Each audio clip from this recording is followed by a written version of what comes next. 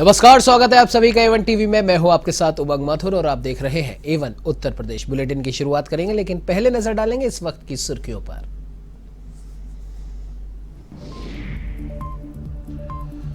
मुख्यमंत्री योगी आदित्यनाथ ने लगाया जनता दरबार, लोगों की समस्याएं सुनकर दिए अधिकारियों को समाधान के निर्देश। लोगों ने खुलकर की शिकायतें।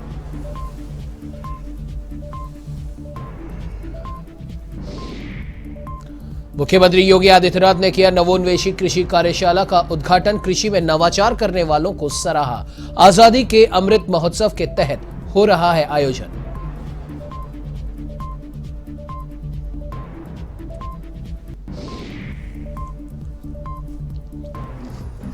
उत्तर प्रदेश के पर्यटन एवं संस्कृति मंत्री जयवीर पहुंचे जलालाबाद। भगवान परशुराम की जन्मस्थली को किया पर्यटन स्थल घोषित।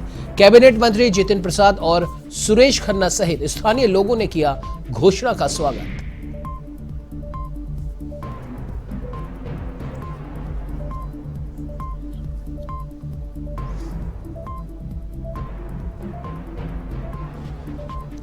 डिप्टी सीएम केशव प्रसाद मौर्य के बेटे से मारपीट का मामला। 48 लोगों के खिलाफ किया नामजद मुकदमा दर्ज। समाजवादी पार्टी के कार्यकर्ताओं पर लगाया लूटपाट और मारपीट का आरोप।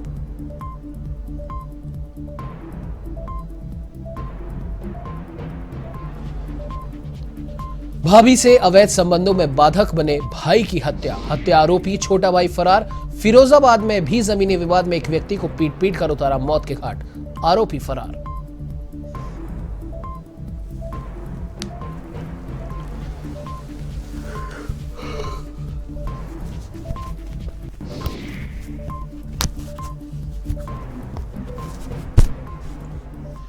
अब आइए बुलेटिन की शुरुआत करते हैं विस्तार से। मुख्यमंत्री योगी आदित्यनाथ प्रदेशवासियों की हर समस्या का समाधान करने के लिए तत्पर रहते हैं और इसी कड़ी में मुख्यमंत्री योगी ने राजधानी लखनऊ में अपने आवास पर जनता दरबार लगाया।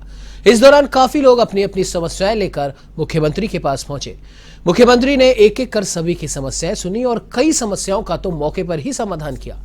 इसके साथ ही अन्य समस्याओं के लिए समाधान के लिए संबंधित अधिकारियों को दिशा निर्देश दिए।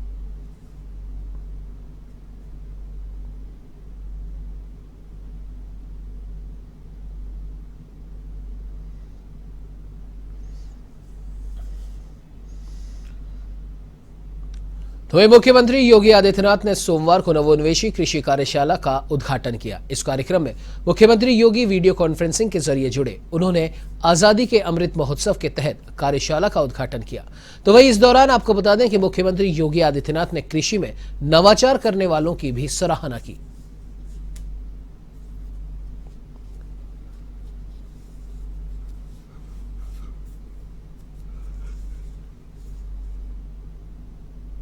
देश की उपजाऊ भूमि का सर्वाधिक भाग उत्तर प्रदेश के पास है। हमारे पास कुल 241 लाख हेक्टेयर भूमि है, जिसमें से हम लोग 165 लाख हेक्टेयर भूमि पर हम लोग खेती का काम करते हैं, जिसमें खरीफ और रबी दोनों का देखें तो इसमें 129 लाख हेक्टेयर क्षेत्रफल में हम लोग खरीफ और रबी दोनों प्रकार की फसलों को बोने का काम करते हैं। उसकी बुआई होती है, उसका उत्पादन होता है। और मुझे बताते हुए प्रसन्नता है कि 2020-21 में उत्तर प्रदेश ने 619 लाख मीट्रिक टन से अधिक खाद्यान्न का रिकॉर्ड उत्पादन भी करके देश में सर्वाधिक खाद्यान्न उत्पादन करने वाले राज्य के रूप में अपने आप को स्थापित किया। ये जो कुछ भी हुआ है, यह हमारे किसानों के परिश्रम और पुरुषार्थ का प्रतिफल है। आदरणीय प्रधानमंत्री जी के नेतृत्व में 2014 से किसानों की आमदनी को दोगुना करने के जिस लक्ष्य को लेकर के कार्य प्रारंभ हुआ, आज उसके बेहतर परिणाम हम सबके सामने हैं। और हम सब जानते हैं कि किसानों की आमदनी को दोगुना करने के पीछे जो सबसे महत्वपूर्ण बात है वो ये कि खेती की लागत कम हो और खेती की उत्पादन क्षमता को हम बढ़ा सकें। और मुझे लगता है कि इसमें सबसे महत्वपूर्ण जो पहलू है कि खेती में लागत कम हो और उत्पादन बढ़े, यह तभी संभव है जब हम प्राकृतिक संसाधनों के संरक्षण, पर्यावरण सुधार, मानव स्वास्थ्य के लिए समुचित पोषण के साथ साथ कृषकों की आय में भी वृद्धि करने में हम सफल हों।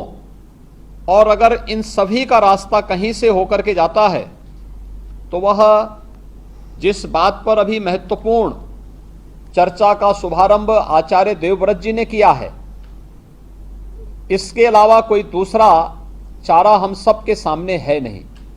और ये सबसे बड़ा मंत्र है हमारे सामने, गौ आधारित खेती को बचा, गौ आधारित खेती यानी प्राकृतिक खेती ही इसका एकमात्र यानी यह एकमात्र कारण हम सब के सामने अब बचा है कि जिसके मार्ग का अनुसरण करते हुए हम इस लक्ष्य को प्राप्त कर सकते हैं। वहीं राजधानी लखनऊ में मुख्यमंत्री योगी आदित्यनाथ ने पूर्व मुख्यमंत्री हेमवती नंदन बहुगुणा की जयंती पर उन्हें नमन किया। मुख्यमंत्री योगी आदित्यनाथ ने पूर्व मुख्यमंत्री हेमवती नंदन बहुगुणा की प्रतिमा पर माल्यार्पण किया और उन्हें श्रद्धांजलि अर्पित की। इस दौरान मुख्यमंत्री योगी समेत कई मंत्री, विधायक और कार्यकर्ता मौजूद रहे।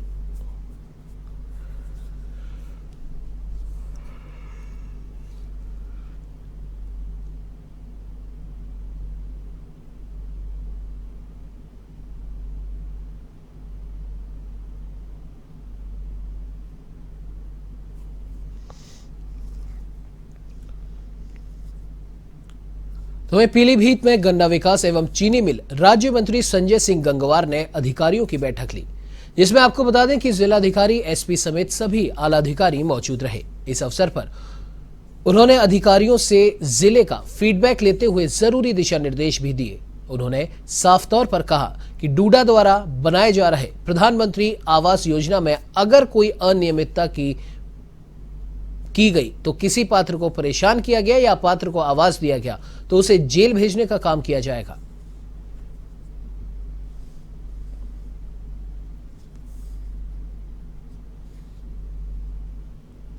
उत्तर प्रदेश के पूज्य मुख्यमंत्री परम पूज्य योगी आदित्यनाथ जी की जो मंशा है, उस मंशा के अनुरूप हम सबको मिलकर काम करना है।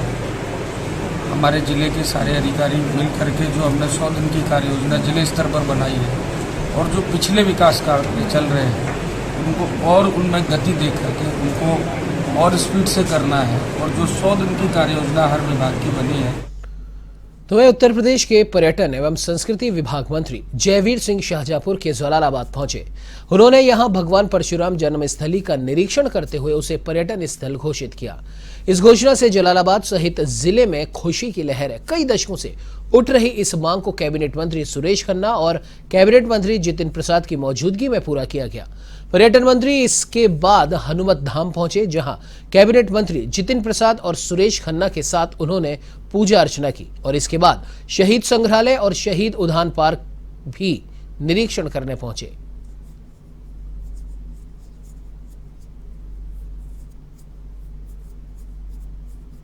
आपको बता दें कि अयोध्या के राम जन्मभूमि परिसर में भगवान श्री राम के सखा निषाद राज का मंदिर बनाए जाने के प्रस्ताव पर निषाद समुदाय खुश है। महाराजा निषाद राज संस्था के जिला अध्यक्ष संतोष यादव ने श्री राम जन्मभूमि तीर्थ क्षेत्र ट्रस्ट को धन्यवाद दिया है और कहा कि ट्रस्ट बधाई के पात्र हैं। वे निषाद राज का मंदिर राम जन्मभूमि परिसर पर बनाने का उन्होंने जो प्रस्ताव रखा है उसके लिए उन्होंने उन्हें धन्यवाद कहा। संतोष निषाद ने कहा कि इससे पहले भी निषाद समुदाय की मांग रही है कि अयोध्या धाम के टेढ़ी बाजार चौराहे को निषाद राज चौराहे के नाम से किया जाए और चौराहे पर ही निषाद राज की एक भव्य प्रतिमा लगाई जाए। तो वही संतोष निषाद ने कहा कि निषाद राज भगवान श्री राम के सखा थे, इसीलिए उनको सम्मान मिलना चाहिए।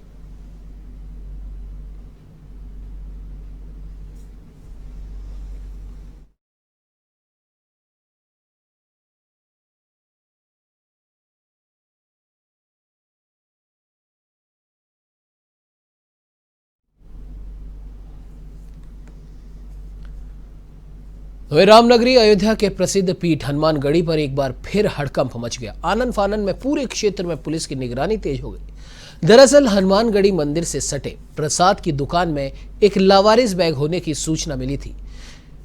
पुलिस को इस बारे में पता चलते ही डॉग स्क्वाड और बम डिस्पोजेबल दस्ता बड़ी संख्या में पुलिस के साथ वहां पहुंचे और आसपास के क्षेत्र को खाली कराने के बाद बैग की जांच की गई। हालांकि बैग में सिर्फ कपड़े और दैनिक उपयोग की वस्तुएं ही मिली।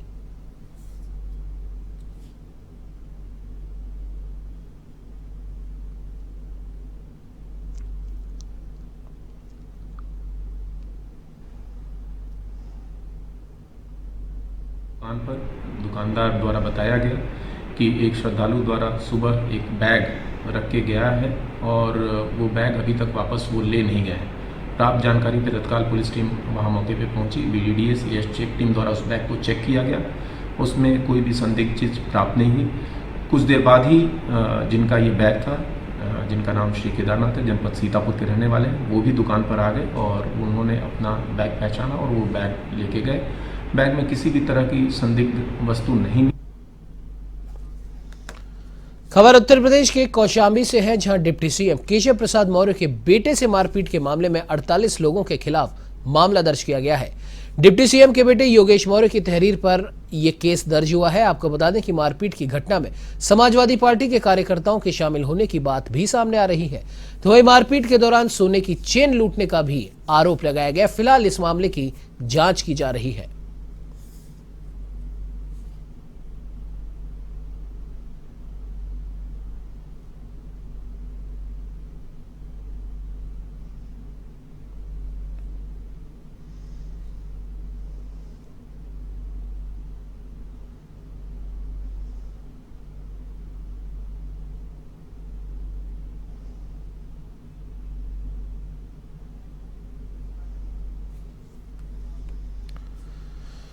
तो उत्तर प्रदेश के लखीमपुर खीरी में निघासन सामुदायिक स्वास्थ्य केंद्र के बाहर प्राइवेट एम्बुलेंस का जमावड़ा लगा रहता है, जिसे लेकर डिप्टी सीएम और स्वास्थ्य मंत्री बृजेश पाठक ने सीएमओ से 2 दिन में रिपोर्ट मांगी है। आपको बता दें कि सीएचसी में दूर दराज के इलाकों से आए लोगों को बहला फुसलाकर मरीज को प्राइवेट अस्पताल में भर्ती कराने के लिए प्राइवेट अस्पतालों की एम्बुलेंस यहां खड़ी रहती है और इन्हीं प्राइवेट एम्बुलेंस से मरीजों को सीएचसी से प्राइवेट अस्पतालों में ले जाकर भर्ती कराया जाता है और साथ ही मोटी रकम भी वसूली जाती है। इस मसले को लेकर स्वास्थ्य मंत्री बृजेश पाठक इन दिनों एक्शन मोड में है। स्वास्थ्य मंत्री के संज्ञान लेने के बाद सीएमओ लखीमपुर खीरी ने मामले की जांच शुरू कर दी है।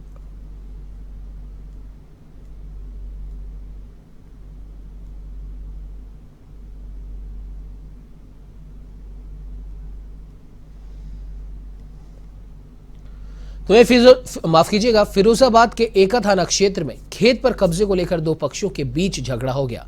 इसमें एक व्यक्ति की पीट कर हत्या कर दी गई। सूचना के बाद पुलिस मौके पर पहुंची और मामले की छानबीन शुरू की। आपको बता दें कि हत्या की वारदात के बाद गांव में तनाव का माहौल व्याप्त है, जिसे देखते हुए पुलिस बल तैनात किया गया है। पुलिस ने बताया कि उड़ेसर निवासी जय सिंह का पवन और अवधेश से खेत को लेकर विवाद चला आ रहा है। आरोपी पक्ष खेत पर कब्जा करने का प्रयास कर रहे थे, तभी जय सिंह ने परिवार के अन्य लोगों के साथ आकर इसका विरोध किया। इस बीच आरोपी पक्ष ने योजनाबद्ध तरीके से जय सिंह पर लाठी डंडे से हमला कर दिया, जिसमें जय सिंह की मौके पर ही मौत हो गई। घटना के बाद आरोपी मौके से भाग गए। फिलहाल पुलिस पूरे मामले की जांच कर रही है।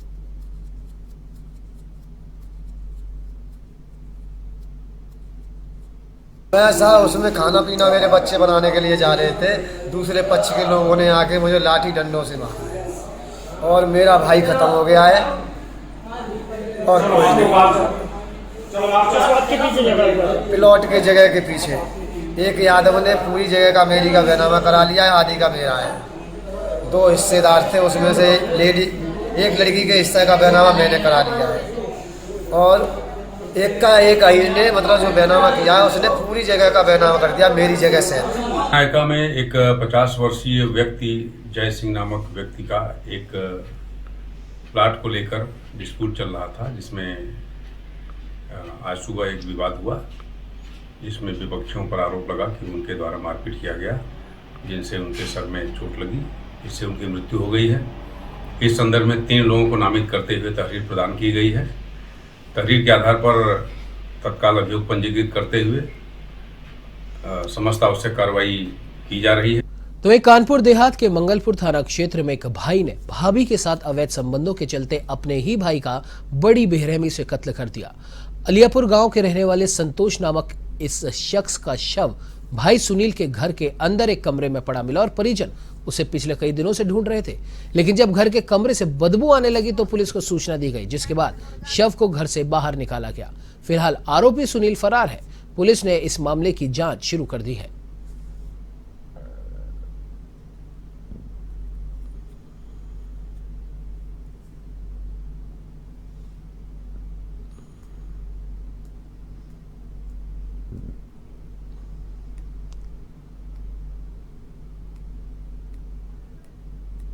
ये सुनील के शरारत से हुई, सुनील ने ही हत्या की इसकी। क्या कारण रहे हत्या करने के? कारण ये था कि इनका कुछ मतलब अवैध संबंध था उनके घर से। अच्छा, तो क्या ये हत्या जो हुई है ये अवैध संबंधों के चक्कर में हुई है? हाँ बिल्कुल। अब यही कारण है कि मान लो अवैध उनकी पत्नी से इनका संबंध होगा सुनील का, ठीक है, इसी कारण से मान लो उसकी हत्या का मान लो हम लोग शक कर रहे हैं। तो उत्तर प्रदेश के रायबरेली में पिंडारी सरगाई गांव में जमीनी विवाद को लेकर दो पक्षों में खूनी संघर्ष हो गया। इसमें आधा दर्जन लोग घायल हो गए, जिनमें से 2 की हालत गंभीर है। सभी घायलों को जिला अस्पताल में भर्ती करा दिया गया है। फिलहाल हरचंदपुर पुलिस इस मामले की जांच कर रही है।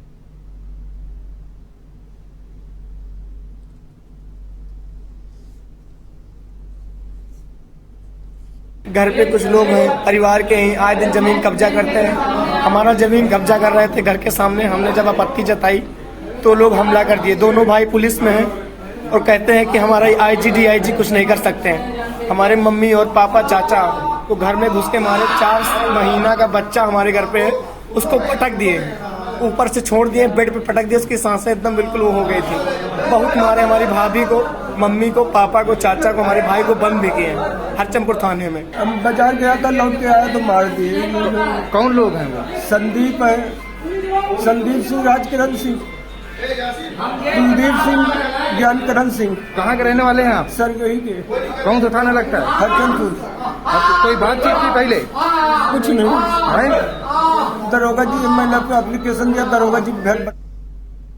इस बुलेटिन में फिलहाल इतना ही। देश प्रदेश की तमाम खबरों को देखने के लिए आप बने रहिए हमारे साथ और देखते रहिए A1 TV। नमस्कार।